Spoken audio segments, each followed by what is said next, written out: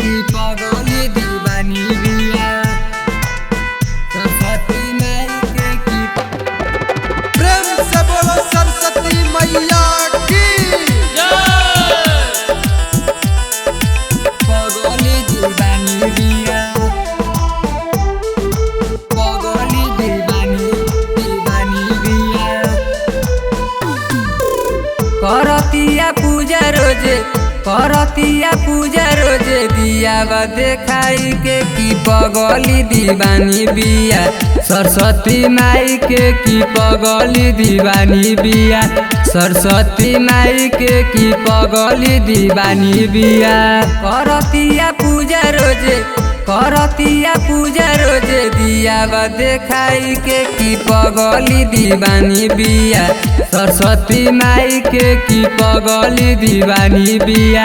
सरस्वती माई के की पगली दीवानी बिया कलिंग स्टूडियो मुसेपुर छपरा। प्रेम से बोलो विद्या दाहिनी की धोवेले रोजे मन दीरिया बैठेले हंस के धीरिया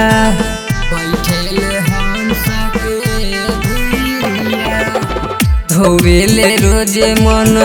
दीरिया बैठेले हंस के भीरिया धरतिया कापी उनका चरण लियाई के की पगली दीवानी बिया सरस्वती माई के की पगली दीवानी बिया सरस्वती माई के की पगली दीवानी बिया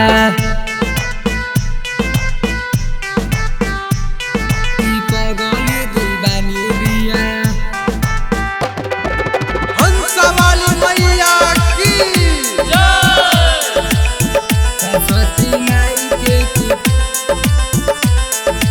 पगली दीवानी बिया पगली दीवानी बिया आरती के थाली सजावेले होते गद बेरा गीतिया गावेले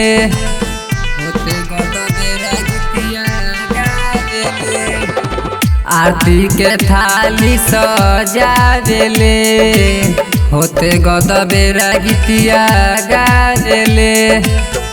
पंकज नितेश के देखेले मुस्काई के की पगली दीवानी बिया सरस्वती माई के की पगली दीवानी बिया सरस्वती माई के की पगली दीवानी बिया।